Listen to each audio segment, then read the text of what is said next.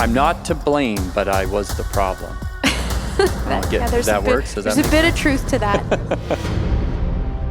By the time I was 33 years old, I'd basically completely burned myself out, physically, mentally, and quite honestly, like spiritually. I was kind of frozen up. Oh, I never thought of it that way, but it is, because how could I see something in my mind if it not be my imagination? When you start living through goals that demand multiplication of your life, the outside world's never going to support it. Hi, I'm Dave Conway, and I'm here with my wife, Jacqueline. Welcome to the 30-Day Year. On this podcast, we're sharing stories, ideas, and philosophies to show you what it takes to turn your annual income into your monthly income. I've learned that the first step to creating a 30-day year is entertaining new ideas that might at first appear strange or even laughable. But stick with us as we reveal that this idea is a very real way to build success. Our plan is to spark curiosity into what you're capable of achieving by exploring ideas around freedom, contribution, work, life, everything. The content may even disturb your perception of life a bit too, which we hope it does. This podcast is not about us, it's all about you. So sit back, relax, and come in with an open mind. Welcome to the 30-Day Year. The theme today is clear mental images. This is a concept you believe in as part of the 30-Day Year philosophy, and I think a very fundamental piece of the philosophy, if not maybe one of the most important parts. Would you say that? Oh yeah, it was a piece, this is a piece of the puzzle that was missing for me for 15 years trying to create a life of success, so massive shifts because of this. So when you say clear mental images, I mean, in my head, I immediately think imagination. I think like mind theater. I think just things happening in my mind. But I think this is actually a source of confusion for a lot of people. I know we've ran a lot of events over the years. And when I know this topic comes up, some people just kind of like deadpan you, or it's like you see the confusion set in and they're not sure exactly what you mean. So just go deeper into it. Tell us what it really means to create a clear mental image. Yeah, so for like 15 years of my life, I heard of the word success when I was 18 years old. And it ruined the next 15 years of my life because I just kept trying to create success. And I thought success was built through work. And I know I did. That was a big part of my belief system. And why? Well, because that's the global paradigm. That's what we're taught. We're taught to, work hard. As kids, we would literally live in imagination. Our daughters, Abby and Lily. Lily now is almost 7 years old, and I don't think she's on earth yet. I don't think so. No, she's still in her head. Absolutely. Yeah, that's right. So when children come into the world, and we came into the world, we'd be the same. It was all just imagination. Everything was just playing in the mind all the time. And what I've realized, I started realizing this at 33, was that it's not exclusively about working hard. It's actually about seeing things as you want them to be. The ability to tap back into our imagination and start to build clear mental pictures of what we really want. And the truth is we're doing it all the time. The issue is that we're just filling our mind full of the same old images over and over and over, which is coming from our surroundings. So as we start to lean into a 30-day year, we're going to want to start to build clear mental pictures of that because we think in pictures. We literally think in pictures. And as we're talking on this podcast today, there'll be images ripping through people's mind that are listening. So words or thoughts cause images, and images cause feelings, and feelings express themselves through our behavior. Can you explain what it means to think in pictures? What does that mean exactly? Because I suppose when I live day-to-day life, I think I feel things more. I don't know if I see things in my mind, although when I'm in a more creative state or suddenly an image may flash onto the screen of my mind. But I would say on a regular basis, moving from A to B, I know my subconscious is moving me from A to B most of the time. I'm not thinking about anything, actually, lots of the time. I'm just moving. Like I move my hands right now, and I'm not thinking about moving my hands. Right. So just explain more about what that means to think in pictures. And is it think in pictures? Is it feel in pictures? What does that mean to think in pictures? Well, the pictures create feelings. So if you break your mind into two different parts, which is conscious mind and subconscious mind. Mm-hmm. So your conscious mind has three abilities. Has the ability to accept ideas, has the ability to reject ideas, or has the ability to originate ideas. So as, for example, let's say I say, hey, Jacq, let's go get a coffee. And you're like, I like that idea. So then you accept it, right? Sure, yeah. Okay. So then if you accept that idea, then that idea now will start to control your behavior. If I said to you, hey, let's go get a coffee, but yet you don't drink coffee, you don't want coffee, and you're busy, you have to go do something else on your schedule, then you're going to reject that idea. So that idea comes into your mind, you say, no, I don't like it, you push it out. But the human mind has a third power, which is originate ideas. And we originate ideas through the imagination. So this mind of ours, the imagination part, is in the conscious thinking mind. Mm-hmm. And what we do with this imagination is not just something that children play with as when they're younger. Adults have it too. Mm-hmm. Now, it's trained out of us. The habit of using it or unconsciously using it all the time is completely trained out of us as children. Over time, we go to school and that starts to squeeze it out. But the truth is that it's the most powerful thing that we have, our imagination. And our imagination directs our mind, and our mind literally is what controls our whole life. So when we start to understand that we think in pictures, if I said to you, so cells of recognition in your brain, if I say a word to you, a cell of recognition in your brain is going to flash on the screen of your mind. So, for example, if I say to you, do you remember getting ready this morning? Mm-hmm. You do? I do. Okay. Yes. So when I say that to you, do you see the image of it, like the memory of it? Yeah, little flashes, I suppose. Yes. Yeah. So do you remember getting out of bed? Mm-hmm. Right. Do you remember picking your clothes? Yes. You do. Do you remember brushing your teeth? Did you brush your teeth this morning? I did, yes. I did brush my teeth. Confirmed, everybody. She's building a new habit, folks. She's on a 3-day run. Yep. You remember brushing your teeth? You do? Yes. Yeah. Okay. Do you remember being in the kitchen this morning? Yep. Okay. Yep. Last night, do you remember watching a show in the living room? Yes. See, when you ask these questions, Dave, it feels more like I'm just recalling memories. I don't feel like I'm thinking. So like if we go back to your coffee story, because I like that one because that's so relatable to anybody. Anybody in the world, I would say, has been, maybe not everyone in the world, but lots of people have been invited out for coffee at one point or another. So you call me, hey, Jacq, let's get a coffee. That doesn't paint a picture in my mind, but it does spark like, yeah, I do want to do that because that's probably going to be fun. And I like hanging out with Dave. I like having coffee with Dave. But it doesn't spark an image in me. Right. So does it spark an image in you? I'm curious. Because how did your mind work in relation to this? Exactly. So this is an awesome question. Specifically to you, though. Yeah, this is an awesome question. This is a massive thing that you're asking right now. It's so huge. So when I ask you about memory things, it's easy for me to recall. That's right. It's easy for them to recall because if you're going to shoot yourself into the future consciously, you'd have to consciously make a space for that. So if I said to you, like, for example, shoot myself into the future. What do you mean by that? If I'm just to imagine myself into the future, is more difficult than to recall a memory. That's right. That's right. So I don't know if it's more difficult. It just requires a space. So if I said to you, okay, do you want to go for coffee, Jacq? Sure, Dave. That sounds great. Okay, great. Now what I want you to do is I want you to say, all right, where would you like to go? You know, it's interesting. The place that an image comes to mind when you ask me that. That's right. And the image that comes to mind is a coffee shop we actually can't go to. Which one?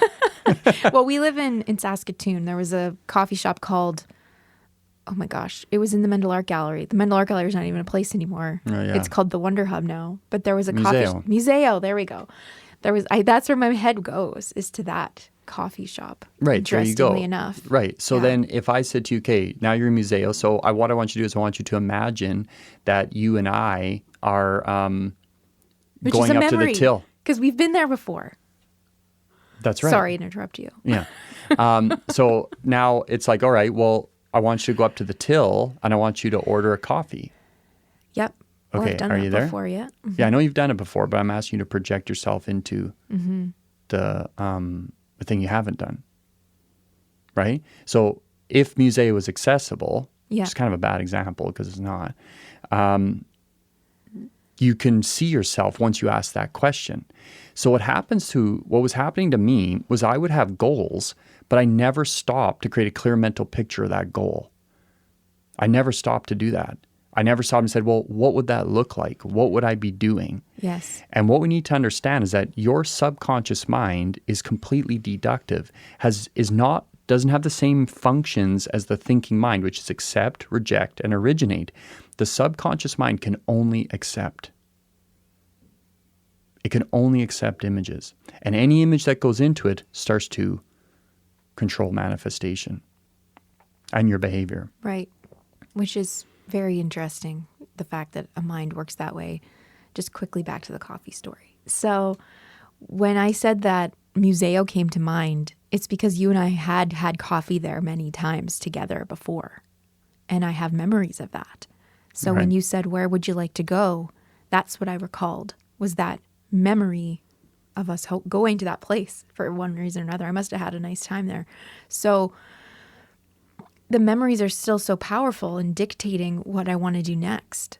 Do you know what I mean? That's right. And that's what we can talk about that today, because if you're going to have a 30-day year, you're going to want to build a clear mental picture of some scenario that looks like, so that the words trigger an image. So when you think about Museo, how do you feel? I feel good. Exactly. Yeah, it was a good memory. Exactly. Yeah. Now, if you think about a terrible thing that happened to you once in your life, I don't know, something bad, change the way you feel. Yeah. Right? Definitely. That's right. So any image that's held in your mind controls the vibration you're in, because that means it's impressed on the subconscious.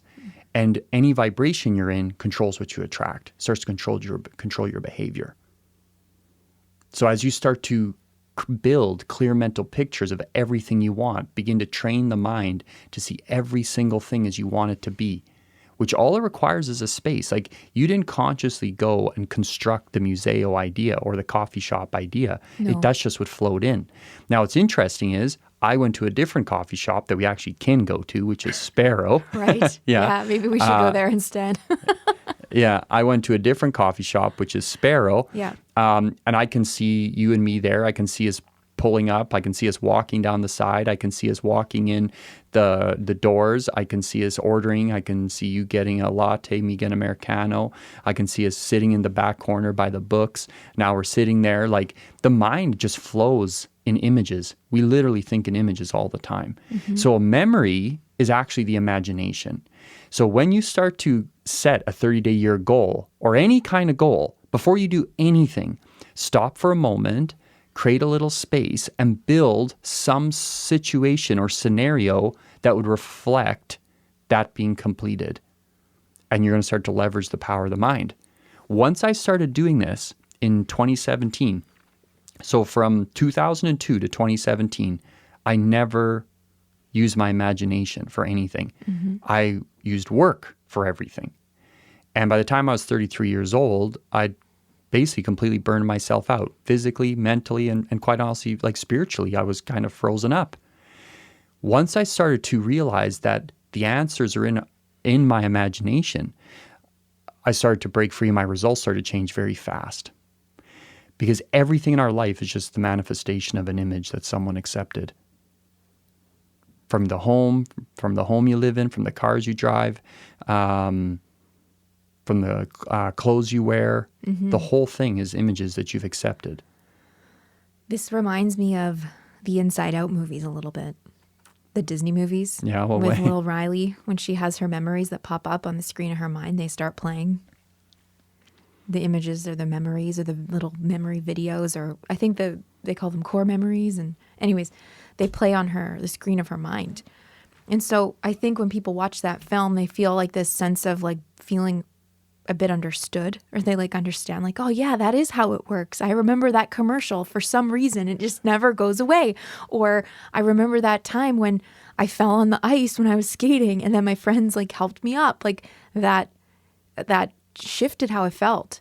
And we all can relate to that, I think, which is why I think that movie is so interesting. And when you talk about mental theater, I think that that's a big concept, or I don't know if you said mental theater, it's just what came to mind.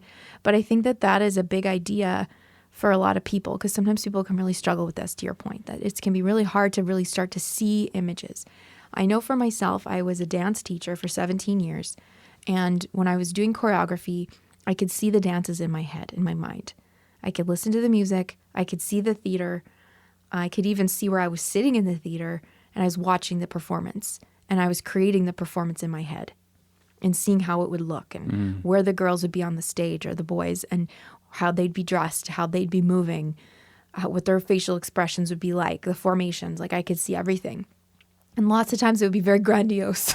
Yeah, and then you can weigh, when you actually create that performance, you can weigh it up against the picture, so you'll know if the performers aren't matching the picture. That's right. And often it never would. It was always different because there was a very interesting element that would enter into it, which is the creativity of the dancers. And so my ideas, I would give them to the dancers, but then how that would become interpreted or how they would move with it wouldn't be precisely what I saw in my mind. Yeah, just like you going to Museo and me going to Sparrow. Exactly. And the beautiful thing is it was probably better. It was probably better than what I saw in my mind because I had this collective energy of all these dancers. But anyways, for many years, I could teach like this. I could come up with creative work like this. I would do the same in marketing. Like I worked in marketing and I could come up with big campaigns and big visuals and all this stuff. So I could use that faculty really easily in certain ways, but not in others. I didn't see it as a way or a tool to improve my relationships. I didn't see it as a way to increase my income.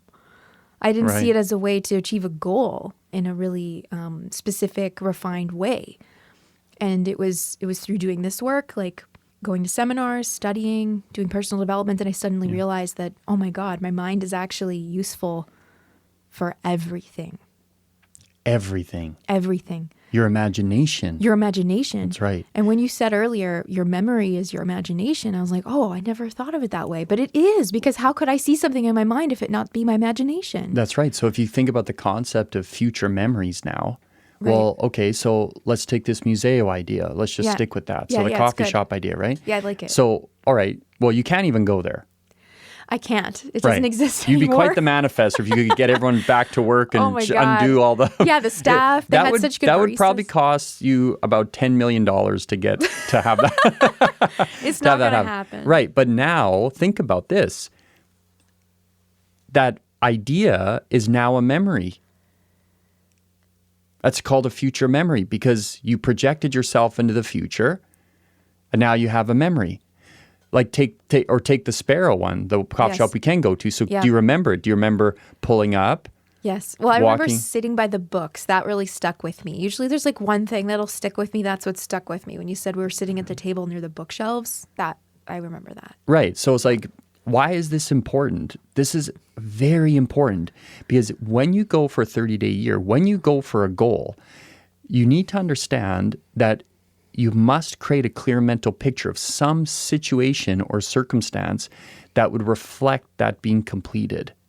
So when I started going for my first 30-day year, and I started to realize that I had never operated consciously with clear mental pictures, when I went for my first 30-day year, like you'll have a lot of people, oh, I visualize the money in my bank account, or oh, I like visualize. I also try. I tried that, and I know others have. It didn't really turn me on.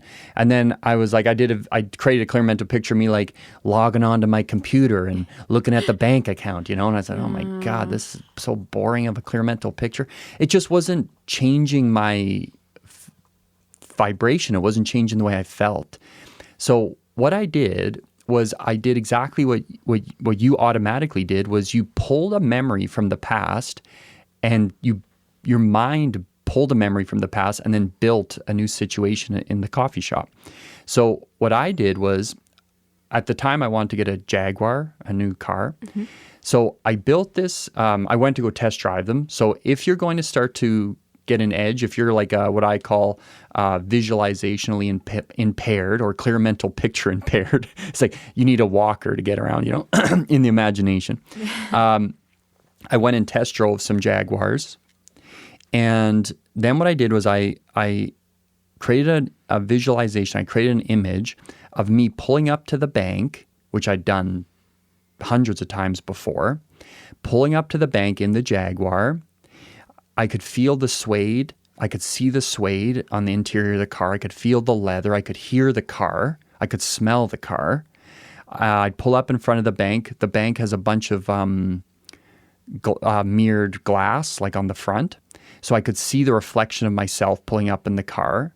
I would then turn off the car, I'd hear it turn off. I would open the door. I could feel the door. I could feel the handle.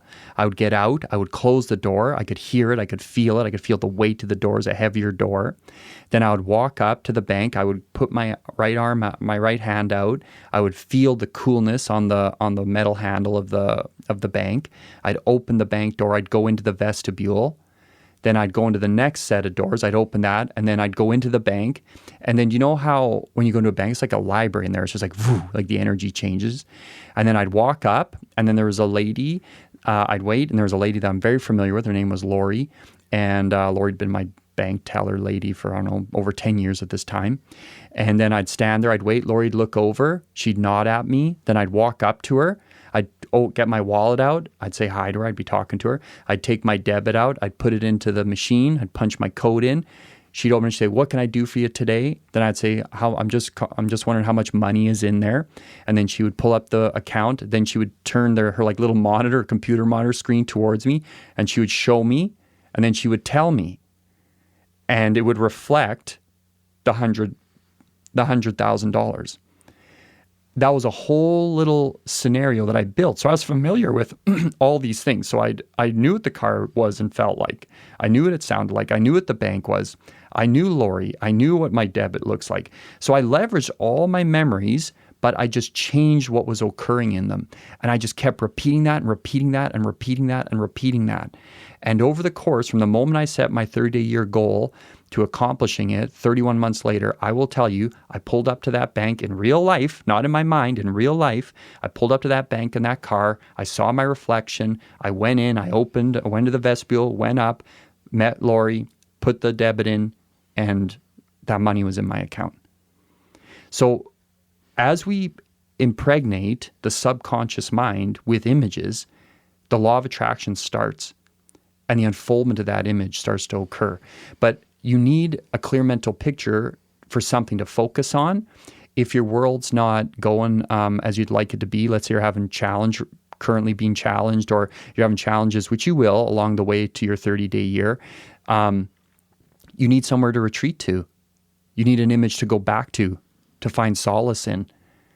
Because when you start to live a life of 30-day years, when you start to live a life of living through BHAGs, like big, hairy, audacious goals, when you start living through goals that demand multiplication of your life, the outside world's never going to support it. So you need to build a future memory, create the images in your mind, and then have them on your person all the time. You keep going back to them, keep going back to them, keep going back to them. And the more time you spend in that image, you're going to find that your life starts to conform itself or form itself to the images in your consciousness. Yes, very interesting. It's very interesting. It's, it's like almost, it seems very dreamlike. It's like you're living in a dream, or you can actually create a dream life through dreaming. There isn't one thing in my life today, Jacq, that did not come from a dream at some point in my head. Truly living by intention. That's right. Intentional living. I live through clear mental pictures now. You know, a few years ago, we had a rental property. It was actually our old house that we had decided we were going to rent because we'd built another house, and we decided to rent that other one out. It was on the same street. It's hilarious, you guys. We pack up our house. We literally moved down like 10 houses or something. We watched the moving truck. It took 10 seconds for the moving truck to move our stuff down the street. It was ridiculous. It was like legitimately, I think it was like 28 seconds Yeah, or something. it was crazy. Like they pulled up, drove down, pulled in. To be fair, easiest move of all time, in all fairness. Like, literally, I mean, moving sucks regardless, but at least it wasn't that far. We didn't have to drive to our new house. We walked to it. We walked to it. That's right. Anyways, so we decided to rent out the old house for the time being. We weren't quite ready to sell it because Dave was a house hoarder back then. He really liked to hang on to his houses with death grip. I'm not a hoarder. I'm not like a hoarder of things in the houses. Yes. I'm a hoarder of the houses themselves. That's right. Exactly. Yeah. You like the houses themselves. And I went through this deep phase of like purging. I was like purging everything. And we had moved. We had brought some new furniture. We had needed to get rid of a lot of old stuff. So I was on maternity leave with Lily. So I was like, okay, I'm going to like sort this out. I'm going to get rid of all the old stuff, make way for the new stuff, clean it all up. And so I did that in the new house and I had it looking really good. I think you remember that. It felt really good. The house felt like orderly. It was settled, felt really good. But I had this like nagging sensation inside that there was just something like kind of like deep, like it felt like a hairy secret that I wasn't aware of. And I was like, how do I get rid of this? This feels like it's weighing on me. Something wrong. Something wrong. It didn't feel like the job was done is what it felt like. And so sure enough, I'm like, it's probably that house. And we had been in the new house. It must have been 8-9 months at this point. It hadn't, maybe not quite a year, but coming close to a year. And I hadn't been in there since we'd moved. And so I went down, I went in, it was quite clean, like the tenants kept it clean. But I went to the garage and I was like, oh my God, here is all this crap that's been like weighing on me. Here it is. And I think I enlisted you. We found like a laborer. Someone came and worked. You still had your construction business, I think, back then. And there was someone from that business that came and helped. I think it was Marcel. And so you guys came with the truck. We had a third of it was garbage that went off to the dump. A third of it was donations that went off Marcel took the other third. He took He was a real hoarder. Oh my God. That's actually probably accurate. And my dad was not allowed to help because he would have taken all of it. Oh my God. Even the garbage stuff. All of it. Absolutely. And then a third of it we kept. A third of it was good. And so then I realized, okay, this house needs to go. I was like, we need to get rid of this house. And so I took it on myself to clean it out. I cleaned up all the weeds. I got everything ready to sell. You weren't allowed to be involved with it because I'm convinced that you were the one that was blocking the sale the first time we tried to sell it. So I dealt with our real estate agent, Sean, and everything. And I would visualize that house with a sold sign in front of it, just a singular image, probably 3 times a day because I was at home with Lily and I was still nursing her. And so that's like what I would do. And I was like sitting in my rocking chair. I would just like close my eyes and like see the house with a sold sign on it. And it had been on the market previously for 9 months and there was no movement, no offers, nothing. And it was within 4 weeks that we sold the house. From the image. Once I started visualizing it. And That's you right. actually weren't allowed to be a part of it because I think you were secretly trying to keep it the first time we tried to sell. Not consciously, unconsciously. Unconsciously trying to hoard the house. I'm not to blame, but I was the problem. I don't get if that works. Does that make sense? There's a bit of truth to that. There's a bit of truth to that. So we sold the house and we did a lot. Like you had just started your coaching business. We had gone into some debt for that. We had some things to clean up. We wanted to take a trip with our kids and we did all of that. We cleaned it all up. We did. We cleaned up a big mess. We got rid of a house that we didn't want, all because we started to use clear mental images. You said earlier that we think in pictures and you want to see things as you want them to be. So how much of your life are you seeing as you want to be? Yeah. Probably not enough or any. Yeah. Like, Jacq and I, we go to like the Canadian Rockies. And in the winter in Canada, like it can be treacherous. And when I drive there, we might go on a 6 to 9 hour trip. And, you'll be driving sometimes and we've seen semis rolled over, like a lot of death on the highways in Canada because of the ice and the snow. We've seen semis in rivers in the Rockies too. And so you got to be on your guard. You got to like be very attentive. And when I'd be the main driver. So I had precious cargo, my family.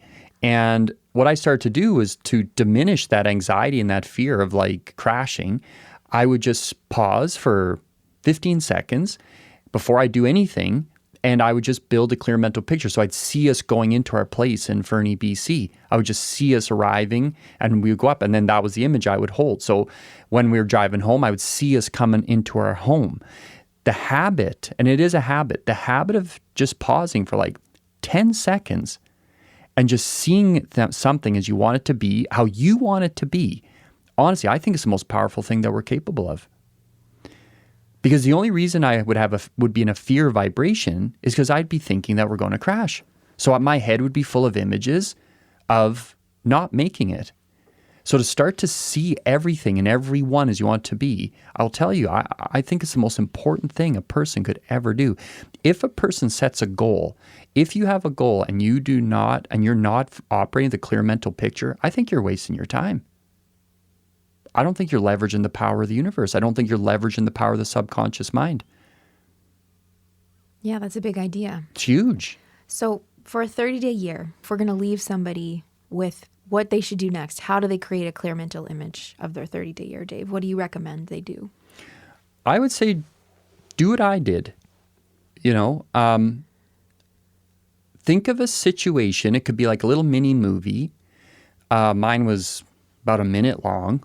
90 seconds, 60 to 90 seconds going through that, pulling up with the car that I wanted, seeing it, going into the bank, feeling the bank. The more senses you can get involved, the better. And you'll find that this happens naturally. Like if you just sit and just let the image go, it'll happen naturally because our head is always filling. Nature abhors a vacuum. So our mind's always running images.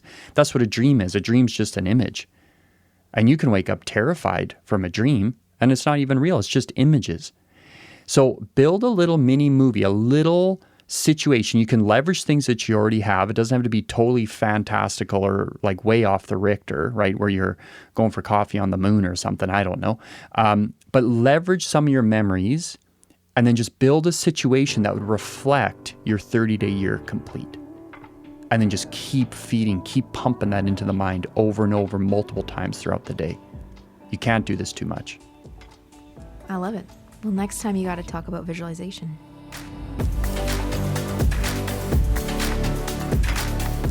Thanks for listening to the 30-Day Year podcast. If you want more episodes like this, hit subscribe. And to learn more about Dave and I, visit conwaymentorship.com. Before the next episode, take 10 minutes to think, what does a clear mental image look like that best represents your 30-day year? Produced at Sound Lounge by T-Bone.